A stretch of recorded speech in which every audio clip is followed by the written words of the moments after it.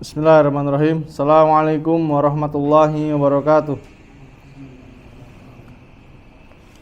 Alhamdulillah hamdan katsiran thayyiban mubarakan fih kama yuhibbu rabbuna wa yarda. Asyhadu an la ilaha illallah wahdahu la syarikalah wa asyhadu anna Muhammadan abduhu wa rasuluhu la nabiyya wa rasulah ba'dah. Allah Subhanahu wa taala berfirman, "Ya ayyuhalladzina amanu taqullaha haqqa tuqatih wa la tamutunna illa wa antum muslimun." Dan Allah Subhanahu wa taala juga berfirman, "Ya ayyuhan nasu taqu rabbakumul ladzi khalaqakum min nafsin wahidah wa khalaqa minha zawjaha wa batha minhuma rijalan katsiran wa nisaa wattaqullaha alladzi tasaaluna bihi wal arham innallaha kana 'alaikum raqibah." Ikhwani fid din wa akhwati fillah, rahimani wa rahimakumullah. Alhamdulillah, segala puji hanya milik Allah Subhanahu wa taala yang dengan kemudahan dan kasih sayangnya lah kita bisa berjumpa di tempat yang sama-sama kita cintai ini, di Mushola Rumah Sakit Air Bunda, Kota Lubuk Linggau, dalam keadaan sehat. Dan kita berada di sini bukan karena kebetulan. Kita berjumpa bukan karena kebetulan, akan tetapi sudah Allah takdirkan 50.000 tahun yang lalu bahwasanya kita akan berjumpa di tempat ini. Mungkin ada yang sengaja diniatkan untuk menuntut ilmu, datang ke mushola ini, atau datang ke sini karena sambil menjenguk saudaranya yang sedang sakit. Tidak apa-apa. Bagi yang meniatkan datang dalam rangka untuk menuntut ilmu, semoga Allah mengganjar dengan pahala yang besar. Karena langkah kaki kita berada di tempat ini yang diniatkan untuk belajar ilmu agama merupakan sebuah sarana agar kita dimudahkan untuk menuju surganya Allah Subhanahu wa taala. Rasulullah sallallahu alaihi wasallam, beliau pernah bersabda, "Wa man salaka tariqan yaltamisuhu fi ilman, sahalallahu lahu bihi tariqan ilal jannah." Barang siapa laki-laki ataupun perempuan yang berjalan dari rumahnya dalam rangka untuk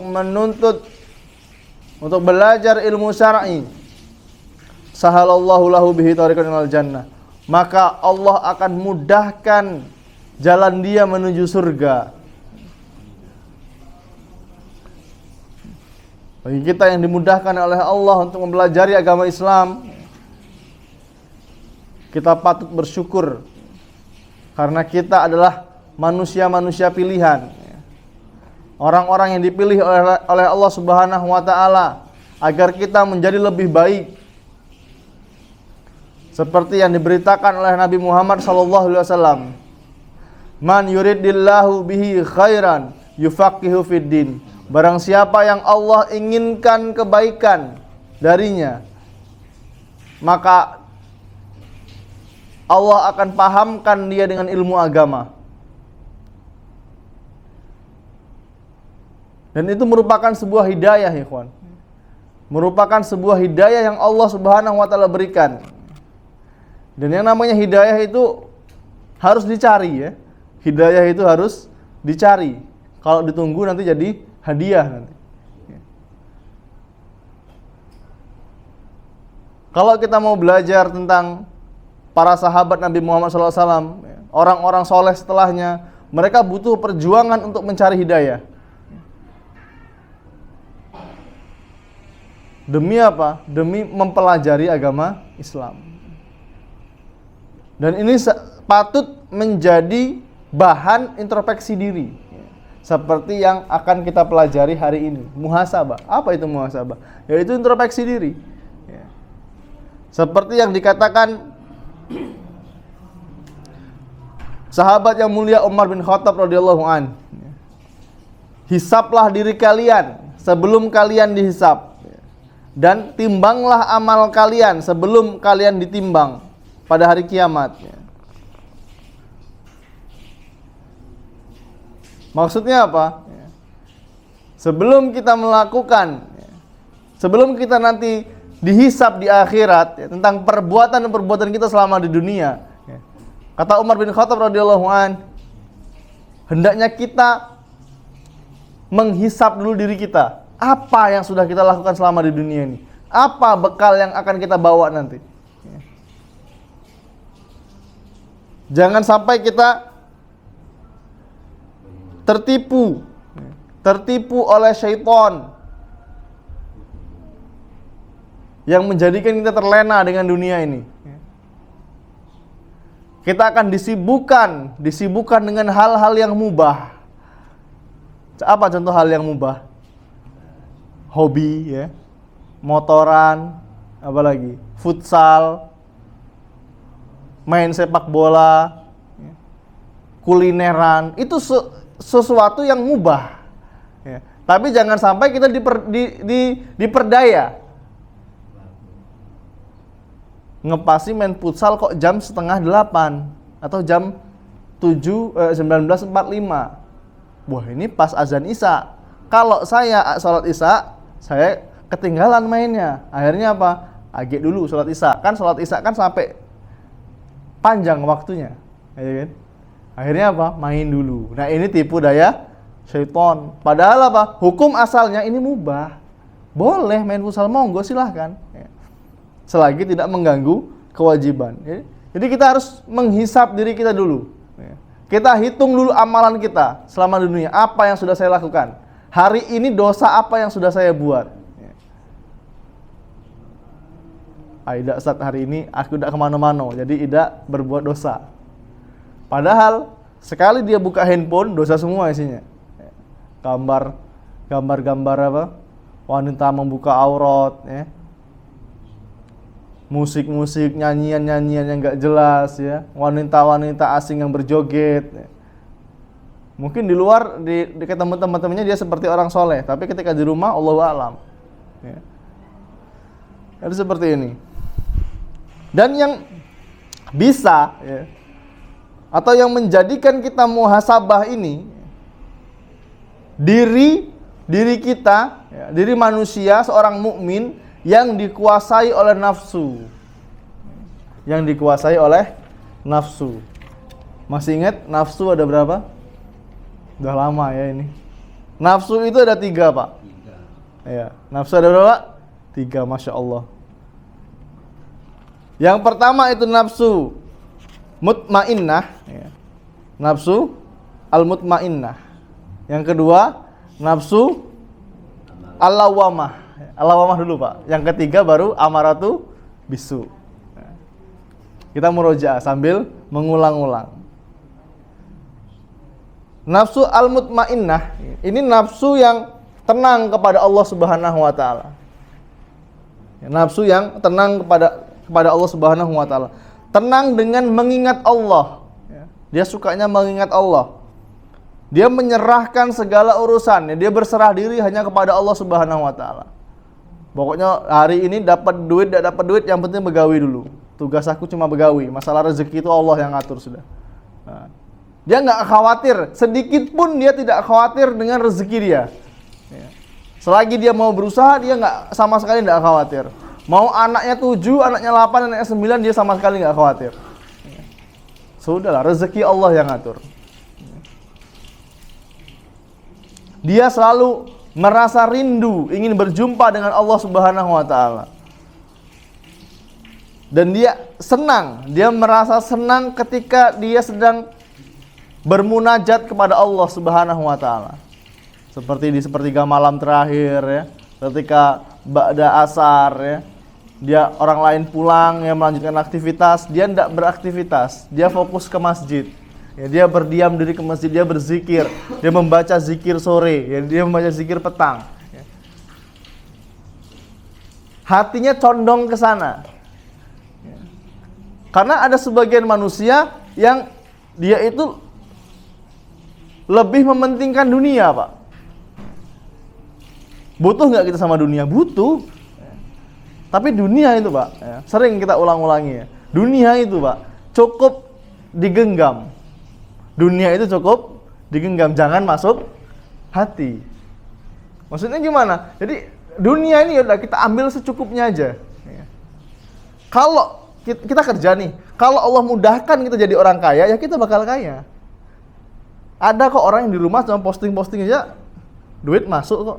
Ada orang yang kerja dari pagi sampai sore ya.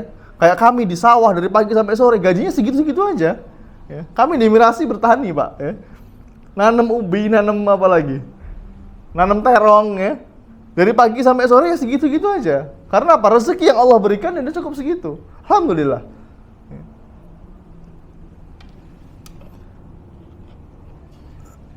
Jadi dunia cukup di tangan.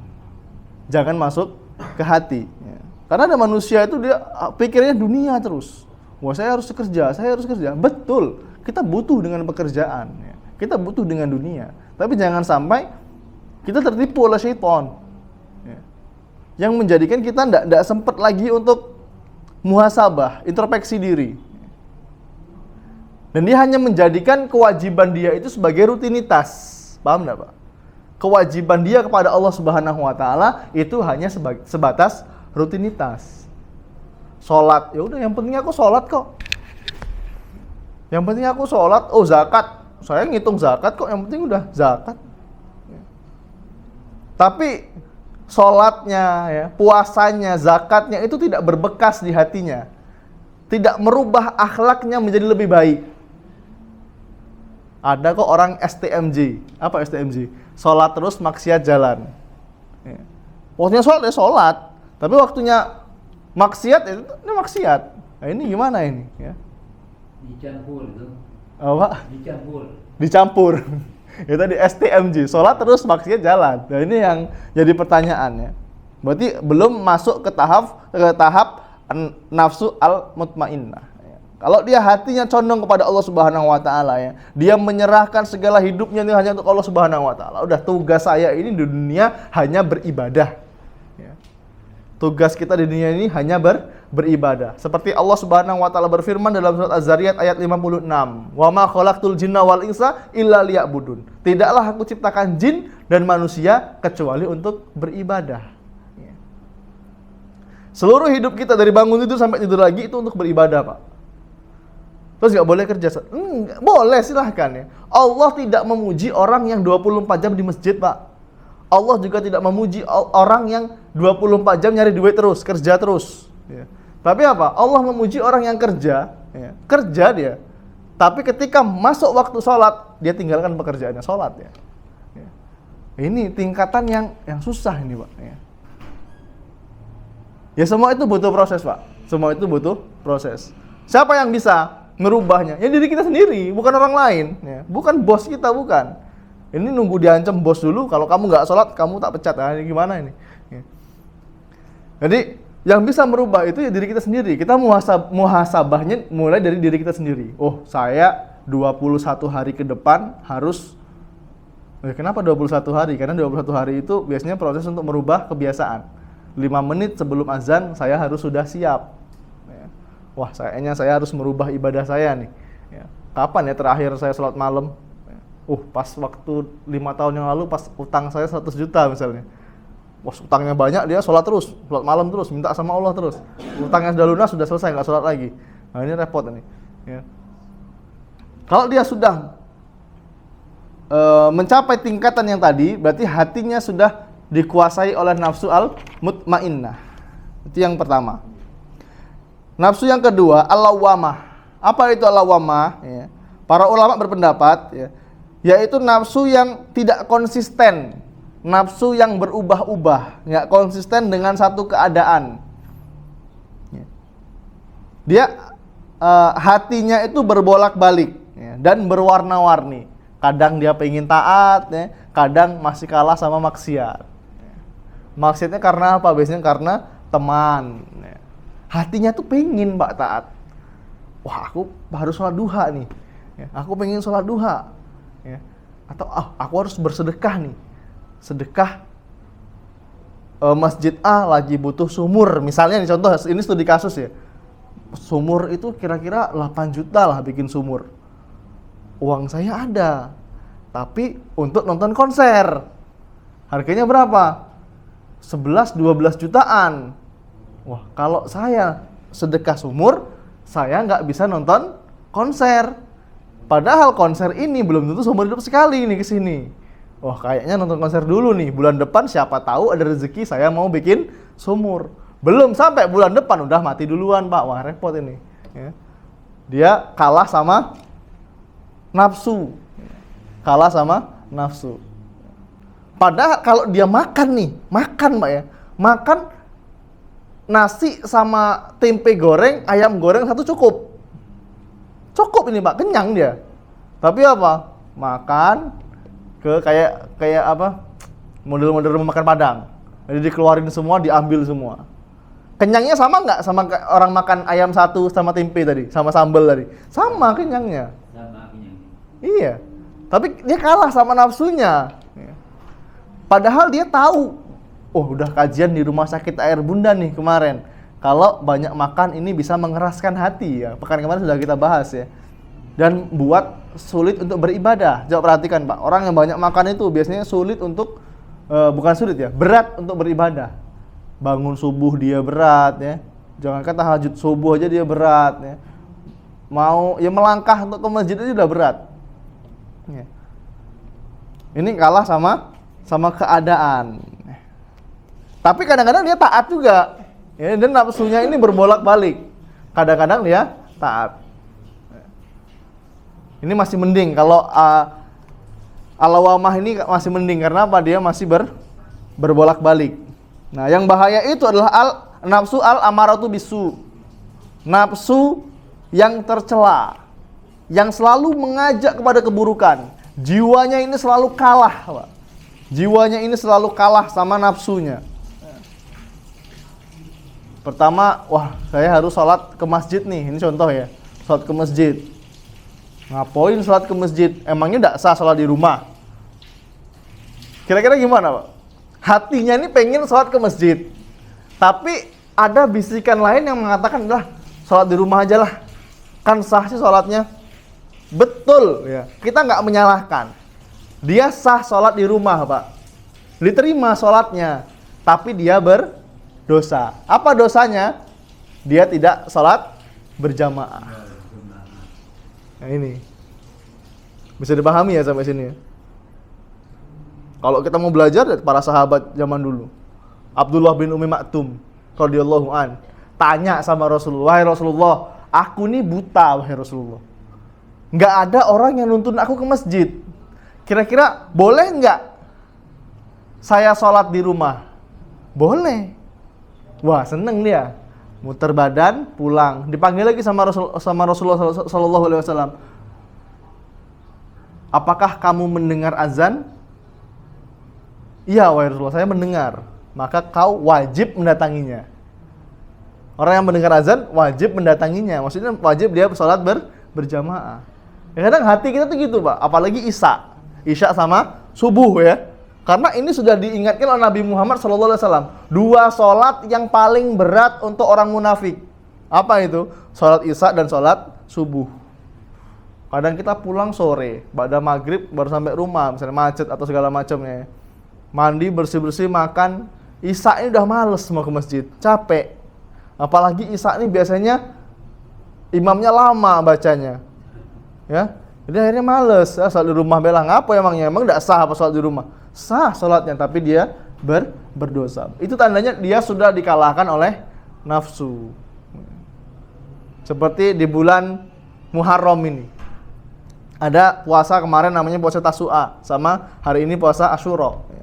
Dia pengen puasa nih, dia pengen, hatinya pengen puasa, tapi agak tidak lemak sama kawan di kantor. Yang lainnya udah puasa, maksud aku puasa dewean, lagi aku dikato soalim segala macamnya. Orang yang seperti ini dia udah gimana ya? Ya aku takut riak lah. Dia sudah riak duluan, Pak. Ya, nanti ada terapi riak insya Allah setelah bab ini ya. Riak namanya. Apa yang sakit? Ini hatinya yang sakit, Pak. Ya. Jadi kajian kita ini berkaitan dengan hati. Walaupun ini semua itu amalan hati ya. Saya nggak tahu isi hatinya jenengan, saya nggak tahu. Ya, Allah yang tahu. Tapi tugas kita hanya saling mengingatkan. Ya. Jadi itu tiga nafsu yang ada pada diri manusia. Sedangkan kita diperintahkan itu untuk muhasabah, Pak. Muhasabah yaitu introspeksi diri. Siapa yang memerintahkan kita untuk muhasabah, Pak? Yang memerintahkan kita untuk introspeksi diri kita siapa? Yaitu Allah Subhanahu wa taala. Dalam surat Al-Hasyr ayat yang ke-18. Allah Subhanahu wa taala berfirman, Auzubillahi minasyaitonir. Ya ayyuhalladzina amanu taqullaha wal tanzur nafsum ma qaddamat lighad wattaqullah innallaha khabirum bima ta'malun. Ya ayyuhalladzina amanu. Nah, orang-orang yang beriman dipanggil sama Allah Subhanahu wa taala. Bukan ya ayyuhal kafirun, bukan. Ya ayyuhan nas, bukan. Wahai manusia, bukan. Tapi orang yang beriman yang dipanggil sama Allah. Wahai orang-orang yang beriman, bertakwalah kalian kepada Allah. Wal tangdur nafsum ma qaddamat lighad. Dan hendaklah setiap jiwa, setiap diri itu memperhatikan apa yang sudah dipersiapkan untuk hari esok, yaitu hari kiamat. Wattaqullah innallaha khabirum bima ta'malun. Dan bertakwalah kalian kepada Allah Subhanahu wa taala. Sesungguhnya Allah mengetahui apa yang kamu kerjakan. Wah, ini ayat ini singkat ya, sering dibaca sama imam kita. Artinya sangat luas, Pak. Wahai orang-orang yang beriman. Coba kalau kita ada sekitar 100-an lebih kalimat ya ayyuhalladzina amanu dalam Al-Qur'an. Kalau al-kafir, orang-orang kafir dipanggilnya cuma sedikit. Berarti khusus untuk orang-orang kafir. Ya ayyuhan nas, berarti dia wahai manusia, berarti itu perintahnya umum. Tapi kalau ini itu khusus untuk orang-orang yang beriman. Ya ayyuhallazina amanu, wahai orang yang beriman. Bertakwalah kepada Allah dan hendaklah setiap diri memperhatikan apa yang dikerjakan untuk menghadapi hari esok. Bertakwa, apa itu takwa, Pak? Takwa itu simple, Pak. Mengerjakan ini tafsir gampangnya ya. Mengerjakan apa yang Allah perintahkan dan menjauhi apa yang Allah larang. Itu yang namanya takwa. Ya. Dan hendaklah setiap jiwa itu memperhatikan apa yang sudah dipersiapkan untuk menghadapi hari esok. Jadi apa bekal kita? Nah, ini kita harus muhasabah nih, introspeksi diri. Apa bekal kita untuk menghadapi hari kiamat? Kalau kita mati, apa yang kita bawa nih? Aja dulu mas, aku masih muda nih. Ya, ngapain mikir mati, nanti dulu lah. Jangankan muda, mungkin dokternya lihat ya, pernah di UGD ya. Jangankan yang muda, jangan yang tua ya. Anak-anaknya baru lahir bisa mati, Pak. Ya. Anak usia 3 tahun, 4 tahun bisa mati, Pak. Ya. Kadang orang udah 110 tahun nggak mati-mati. Ya. Waktu masih muda berdoa, sampai dirayakan, Pak, nauzubillah. Dirayakan ulang tahunnya. Selamat ulang tahun kami ucapkan. Semoga panjang umur, dikasih sama Allah 120 tahun. Nah, pusing juga dia, Pak. Ya. Dia ulang tahun nih, minta panjang umur. Dikasih umur sama Allah 120 tahun. Pusing juga. Wah, nggak mati-mati nih. Ya, udah capek mas, bolak-balik ke rumah sakit terus. Check up terus dokter sampai apal mas sama kami mas. Ya. Harusnya gimana? Minta kepada Allah panjang umur dan berkah. Karena ada orang yang umurnya panjang tapi tidak berkah. Contohnya apa? Tua-tua keladi. Makin tua makin jadi. Ini udah 70 tahun, bukannya bertaubat, banyak waktu ke masjid, malah apa? Nyabung ayam. Malamnya apa? Main gaplek misalnya. Wah, ini repot, Pak. Ya. Panjang umur tapi tidak berkah. Ada orang yang meninggal umur 30 tahun misalnya. Tapi dari usia remaja sampai dia meninggal itu waktunya dihabiskan untuk agama Allah. menuntut ilmu, ya belajar, dia jadi marbot masjid, ya.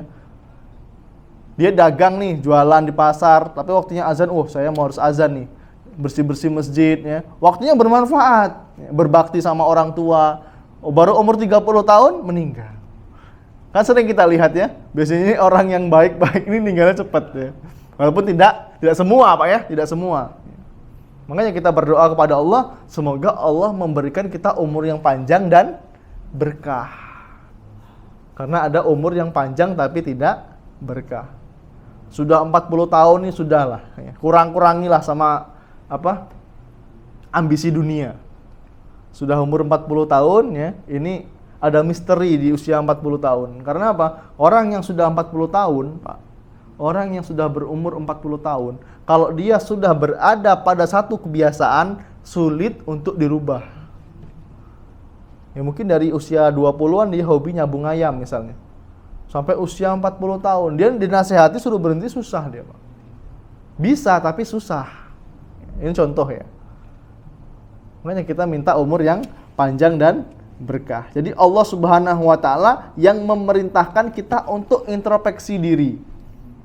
Untuk menghisap diri kita dulu. Apa sih yang sudah saya persiapkan? Kita jadi pertanyaan. Kira-kira ibadah yang selama ini saya kerjakan itu diterima enggak sama Allah? Pernah enggak Pak kita kepikiran seperti itu? Kira-kira masih sama. Nah, kalau kita sudah berpikir seperti itu berarti kita sudah muhasabah. Betul? Sudah introspeksi diri. Kira-kira diterima enggak ya ibadah saya ini sama Allah? Lawang saya ini sholat cuma sekedar menggugurkan kewajiban. Sholat, Allahu Akbar, Allahu liman hamidah, Assalamualaikum warahmatullahi wabarakatuh, lari kerja lagi. Dia nggak berbekas di hatinya ibadahnya ini Pak, nggak bertambah keimanannya,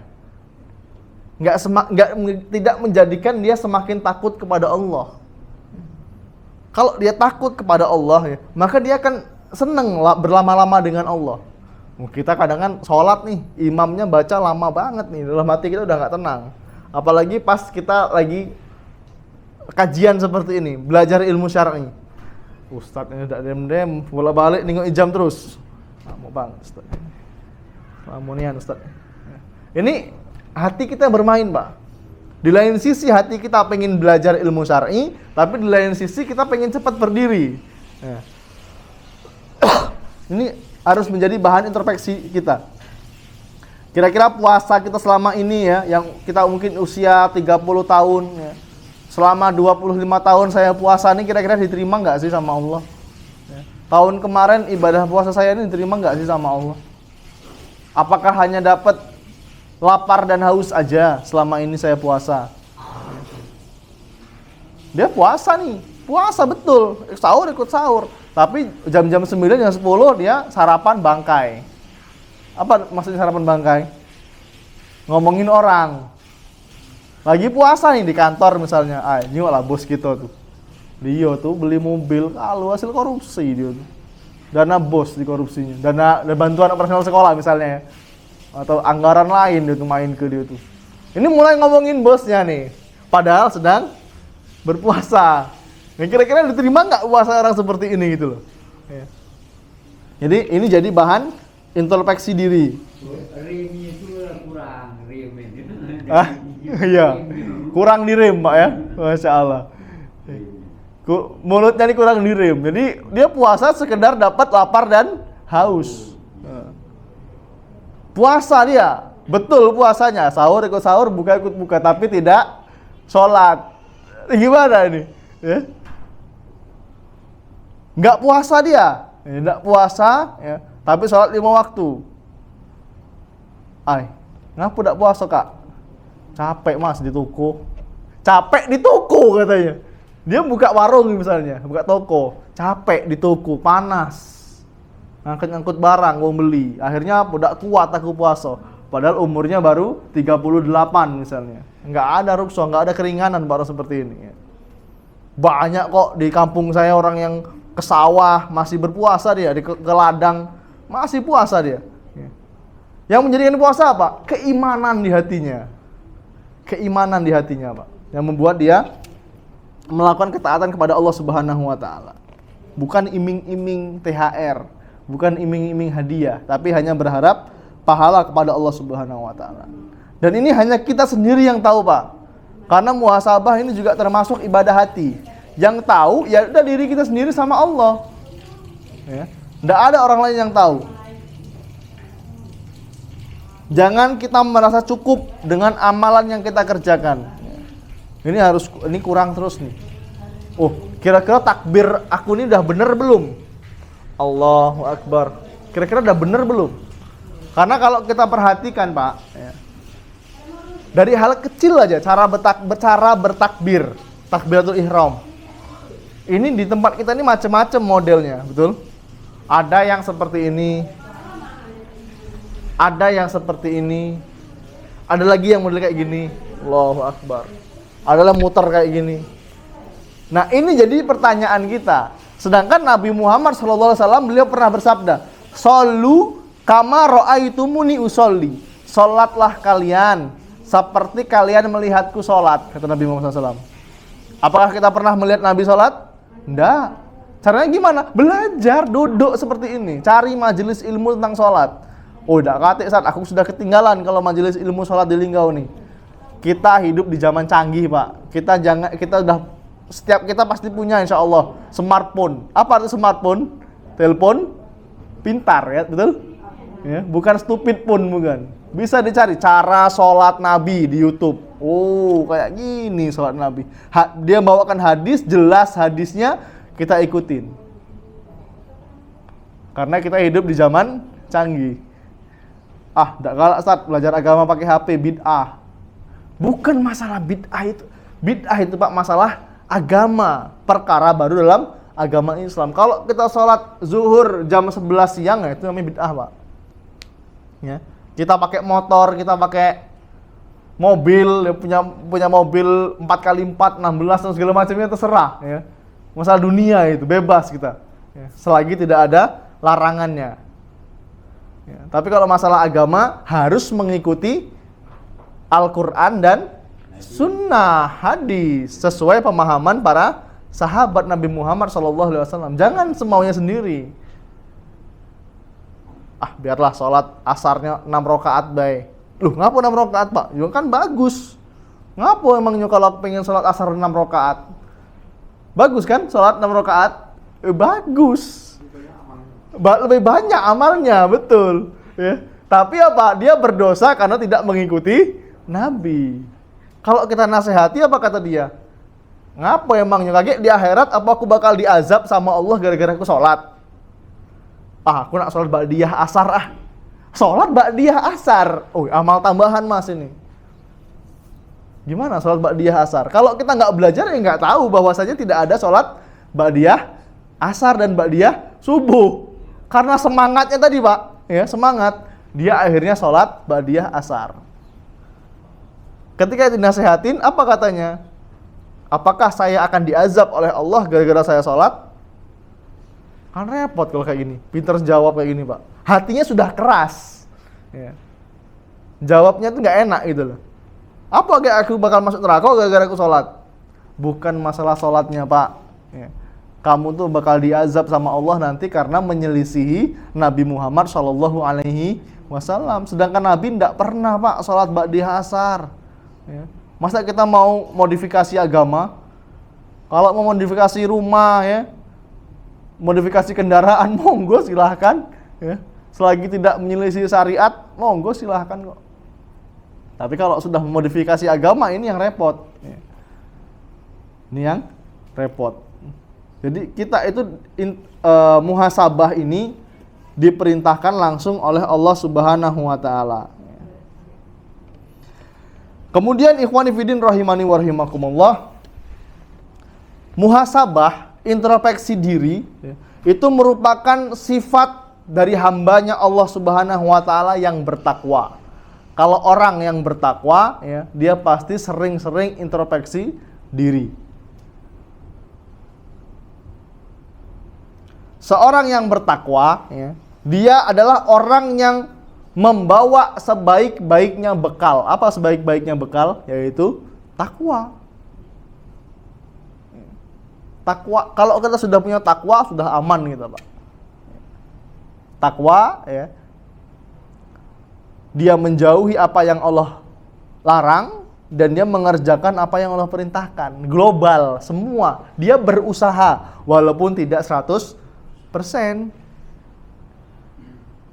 Lawang Allah itu tidak melihat hasil kita kok, Pak. Allah itu nggak melihat hasil kita nanti, tapi Allah apa? Melihat proses kita. Sejauh mana, sekuat mana dia berusaha untuk mengerjakan apa yang Allah perintahkan. Dan sejauh mana dia kuat untuk menjauhi apa yang Allah larang. Apalagi kita, Pak, laki-laki, ya kan? Kita laki-laki yang 80% waktunya banyak di luar, betul? Ya, hukum asalnya laki-laki itu keluar rumah, Pak, kerja. Nah, di luar inilah banyak sekali larangan-larangan Allah. Dari apa? Cara cari nafkah. Ada yang Allah larang. Tipu menipu, ya kan? Apalagi riba, ini Allah larang. Sedangkan yang bertanggung jawab siapa? Kita kita sebagai laki-laki yang keluar rumah. Jualan ke pasar, jualan di pasar. Ambil lah yuk, modalnya 8.000 nih. Aku cuman balik modal, Pak. Padahal untungnya berapa? Modalnya berapa? 5.000, untung 3.000. Ini banyak terjadi loh, Pak. Ini banyak terjadi ini. Dia melanggar perintah Allah. Padahal apa perintah Allah? Kalau kita mau jualan, kita harus jujur. Kalau konsumen nggak perlu tahu, ya jangan disebutkan. Ini sampai berlebih-lebihan. Sumpah lah, Pak. Aku ini modal cuma 8.000 nih. Balik modal, Pak, ya aku. Sudah bohong, bersumpah lagi. Biar apa? Meyakinkan konsumennya suruh beli tadi. Nah, ini yang berdosa, Pak. Ya. Melihat aurat ketika kita keluar rumah. Ya, kalau zaman sekarang nggak bisa dipungkiri, Pak, ya. Kita keluar dari ruangan ini pun sudah melihat aurat. Tapi apa? Hati kita mengingkari. Wah, ini nggak boleh, dosa ini kayak gini. Jangan kita nikmatin. Wah, nggak dipandang sayang gitu loh. Rezeki. Bukan rezeki, Pak, itu, Pak. Ujian untuk kita sebagai laki-laki. Ya. Ujian, lolos ya kita sama ujian ini, ya. Harus seperti itu.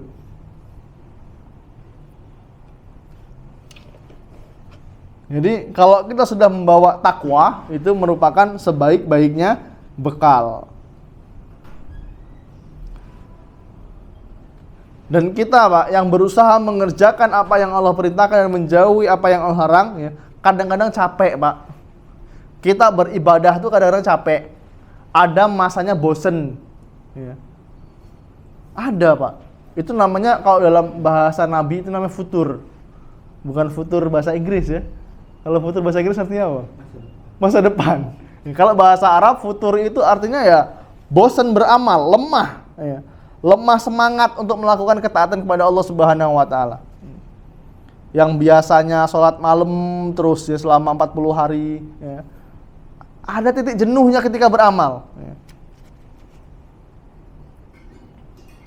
Dan ketika kita bermuhasabah, ya, akan timbul lagi semangat. Seperti kita belajar agama Islam. Kalau di Linggau ini, Pak, ya, kajian itu banyak, Pak.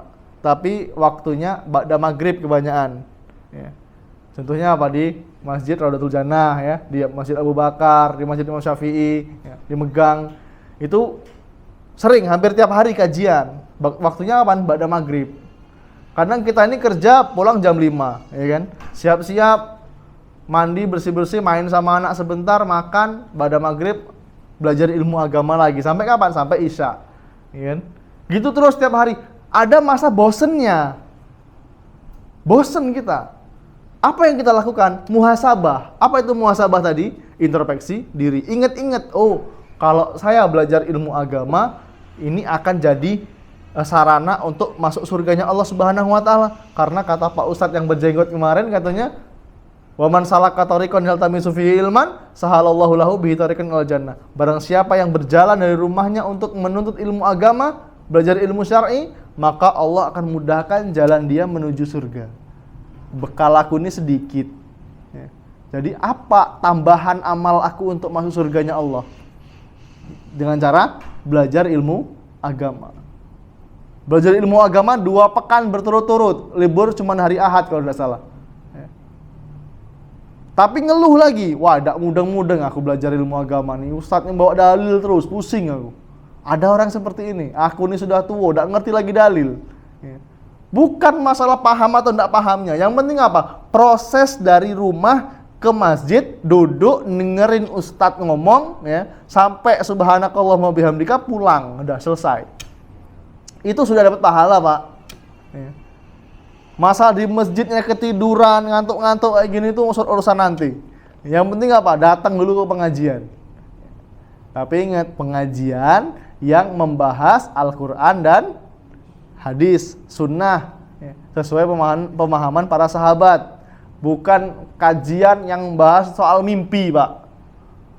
Guru saya bermimpi bertemu Kanjeng Nabi. Nah, di majelis kita ini ada Nabi Muhammad SAW datang. Ah, ini udah kemana-mana ini Pak kajiannya. Tapi yang kita bahas apa? Al-Quran. Allah Subhanahu Wa Taala berfirman, Nabi Muhammad SAW bersabda. Nah, itu terus yang kita bahas. Ya. Bukan dongeng, cerita-cerita. Ya. Itu obat dari futur. Obat dari lemah semangat dalam melakukan amal solih.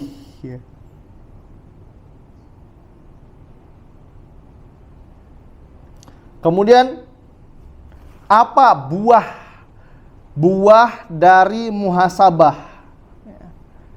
Kita kan sudah belajar tadi tentang muhasabah. Kita harus mengingat-ingat, ya, mulai mengkoreksi diri kita, apa yang membuat saya ini melakukan amal, ya.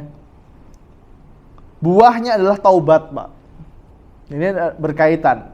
Jadi di kitab ini ada bab tentang taubat. Sudah dibahas ya Bu Amar, ya, taubat, ya.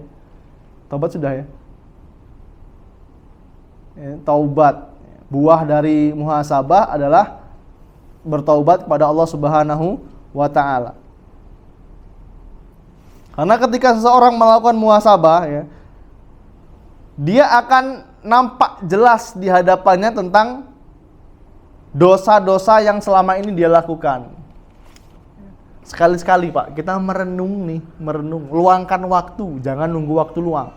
Mungkin entah ba'da subuh, ya, atau ba'da isya di masjid, atau kita di rumah punya ruangan khusus untuk sholat, ya. Ba'da isya atau waktu-waktu yang bagus, ya, yang pas, kita merenung, kita mengingat-ingat dosa-dosa yang sudah kita lakukan selama ini. Dulu aku makan gorengan 3, ngomong 2. Wah, ini dosa ini kayaknya ini. Orang yang seperti ini, yang muhasabah, dia akan beristighfar, ya. Dia akan bertaubat kepada Allah Subhanahu wa Ta'ala, ya. Dia akan berusaha untuk menebus dosa-dosanya dengan istighfar.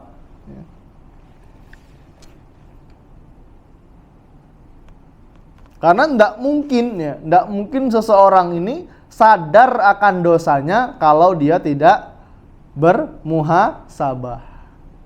Kalau nggak diingatkan sama dirinya sendiri, dia nggak bakal sadar, Pak.